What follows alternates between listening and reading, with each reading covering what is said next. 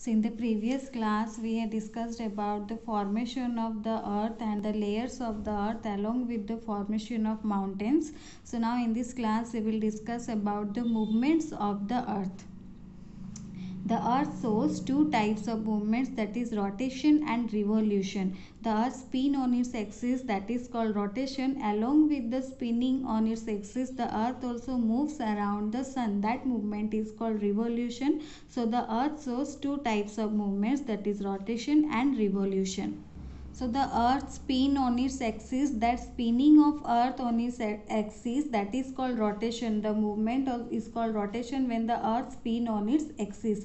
The earth spins very fast and it takes about 24 hours to complete one round or one rotation. So for completing one rotation or one round, earth takes only 24 hours. And we know that we are having a day which is made up of daylight and darkness. We are having day also and we are having night also, but the whole together day and night together it is called as a day, one day. So one day is made up of daylight and darkness. So at any time of the day, half of the earth is receiving sunlight from the sun and they are having day, and the other half is in the darkness and they are having night. As the earth is spinning on its axis, so while spinning, when the earth is moving spinning, the side which had night, that will move into sunlight and then they will have the day, and other side will be the move into the darkness and they will have night. So half of the earth is having day and half of part of the earth is having night. Again when the earth is spinning, the other half which one is in the night, they will receive the sunlight and they will have day,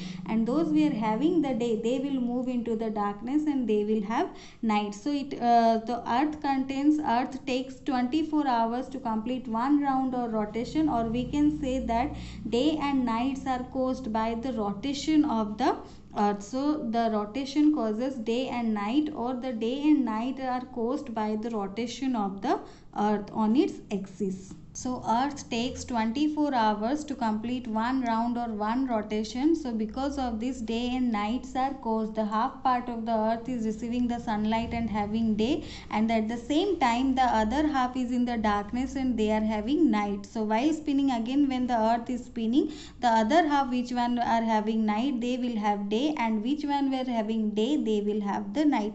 So this is how the rotation, the day and nights are caused by the rotation, or rotation causes day and night, and the earth takes 24 hours to complete one rotation. Next movement of the earth is revolution. While the earth spins on its axis, it also moves around the sun. So the movement of earth around the sun, that is called revolution, and the path in which the earth travels, that is in oval shape, and that is called earth's orbit. That is called earth's orbit, and the path in which the earth travels around the sun, if we will consider its shape, that is oval in shape.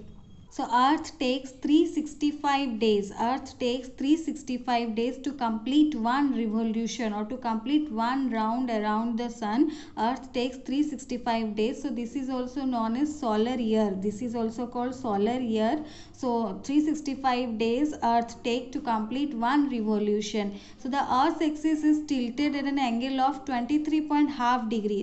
If we will see earth, so if we consider this one as earth, this is the imaginary line that divides earth into two equal halves, but the earth's axis is tilted. Earth axis is tilted at an angle of 23.5 degree, or we can say 23 whole 1 by 2 degree you can write, or 23.5 degree. The earth's axis is tilted at an angle of 23.5 degree. So when the earth travels around the sun, the axis is tilted and it remains in the same direction. The result is that certain times of the year, the northern hemisphere is bent towards the sun and the southern hemisphere is away from the sun. So this is the equator. This is the equator which divides the earth into northern hemisphere and southern hemisphere.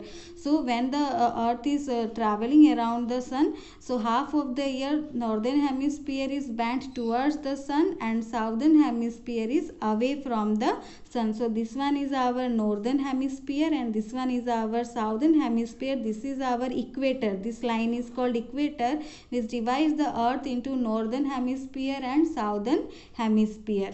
So the revolution causes changing of seasons. Because of the revolution, changes of seasons takes place. Normally we observe here 4 seasons, that is summer, winter, spring and autumn seasons. So this is because of the revolution of earth around the sun. The hemisphere which is inclined, that means tilted or bent towards the sun, that gets sun rays, direct sun rays from the sun, and that is why that area is warmer than the other, and that side that has longer days and shorter nights, so that hemisphere is having summer season, while the other hemisphere which is away from the sun, that has winter and it is colder and that has winter season, and here the shorter days are shorter and nights are longer. So two hemispheres are there, northern hemisphere and southern hemisphere.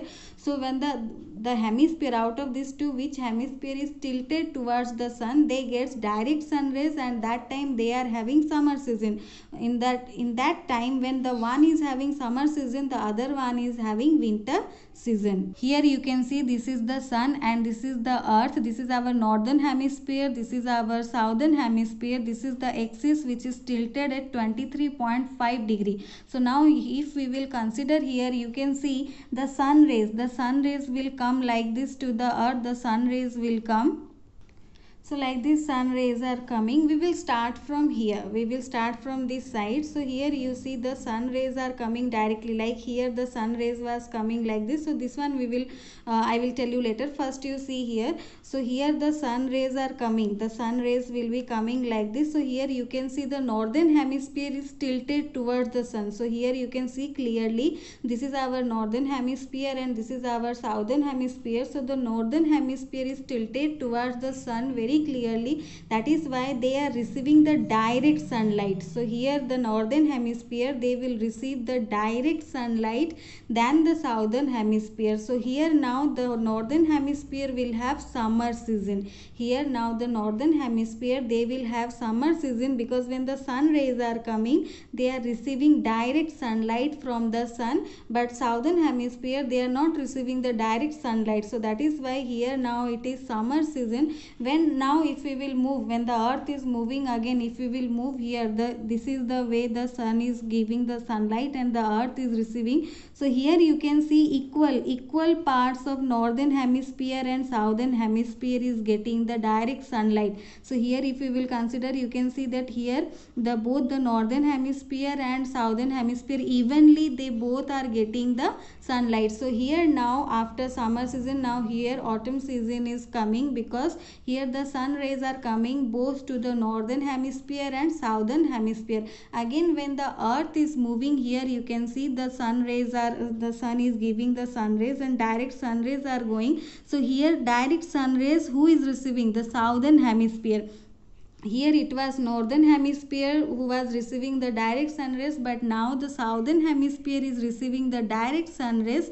That is why here the southern hemisphere will have summer season, but the northern hemisphere is winter season. We are considering about the northern hemisphere. So here northern hemisphere was having summer. After summer it has autumn season. So now northern hemisphere will have winter season, because it is not getting direct sun rays from the sun. So sun is giving the direct sun rays to the southern hemisphere. Again when earth is moving, so here also you can see the sun is giving the sunlight, and both the northern and southern hemisphere, they are evenly getting the sunlight. So now here it is spring season. So here it is spring season. So now are you clear about how changes of seasons takes place? The sun is giving the sunlight. The hemisphere which is inclined or which is tilted towards the sun, they are receiving the direct sun rays and they are having the summer season. That time the other one is having winter season. When the other one is receiving the direct sun rays, they are having the summer season, and the other one is having the winter season. Here in this diagram I had considered northern hemisphere. So here northern hemisphere, first it got the summer season because it was receiving the direct sunlight. When the northern and southern both were getting the sunlight, evenly sunlight, then they have on the northern hemisphere, they were having autumn season. So when the earth again moving around the sun and the southern hemisphere gets direct sunlight, the northern hemisphere was having winter season. After winter, again when the earth comes here, the sun is giving the sunlight, and northern and southern hemisphere evenly they are getting the sunlight. Because of that, after winter season, now here comes spring season. So this is how the changes of seasons takes place in our earth. So the revolution of earth causes changes of the seasons. So as the earth revolves around the sun, the seasons go on changing, and we get 4 seasons like summer, winter, spring and autumn seasons. So there are various effects also of seasons on everybody's, not only human beings, plants, also animals, everybody are getting affected by the change in the seasons. So changes of seasons also bring changes in the lives of human beings, plants and animals. So according to the season, the mode of living also changes for the human beings, plants and animal. Like in summer seasons are very hot. So when it is very hot, we are not going outside. We are wearing light and cotton clothes. Summer season mostly we wear light clothes and cotton clothes. We don't like to go outside. We like to spend our times indoor. We wear thin cotton clothes, and we used to drink plenty of water, then sarbat or cold drinks or ice cream. So this type of food items we are preferring. So because of this is our we are using electric fans, desert coolers, so air conditioners. So we are using all these things to make our home cool, because it is very hot during the summer season. Then suddenly when winter season comes, we feel more energetic and like to spend our time outdoors. Summer season, when we were not able to stand in the sun, means for long time, but in winter season we like to stand in the sun because we are feeling that time cold. We use dark colored clothes, blankets and all we are using, and so that we can these clothes prevent the body heat from escaping. Then we keep our house warm with the help of fires, electric heater. We in winter season we like to drink hot milk, hot tea or coffee. Then we eat plenty of nuts to keep ourselves warm. It is just as opposite. Summer season we used to like cold items, cold drinks, sarbats, then plenty of water or ice cream. In winter season it's opposite. We like to have hot milk, hot tea or coffee. So like human beings, animals are also affected by seasons. So animals, those who are having thick hair or fur, they can withstand with the cold conditions. But those who are having like frogs and snakes, they don't have any fur or thick skin, so they burrow themselves underground so as to keep themselves warm. Or that means burrow themselves means they dig a hole and then they sleep underground for few months, like that is called hibernation, to protect themselves from the cold conditions. So they undertake the winter sleep. So that is, they undertake the winter sleep, that is called hibernation, that is called hibernation. Some birds migrate from colder to warmer regions. Migrate means some birds are going from colder areas to warmer areas. When the season is again changing, they are coming back to their place. But when the season is cold in their place or winter season, they are going to another place to protect themselves from the extreme cold. Then plants also responds to the changes of the seasons. Many small plants bloom and dry up before the summer. So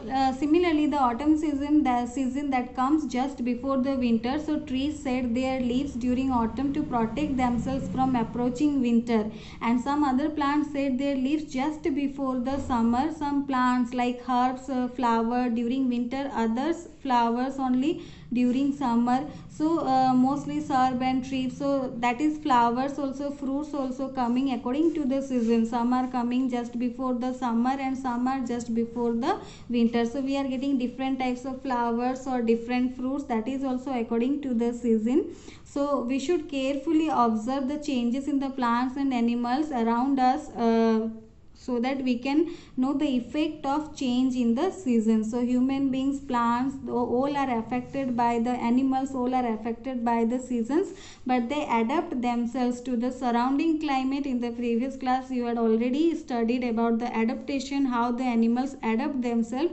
to survive in the extreme cold or extreme hot conditions.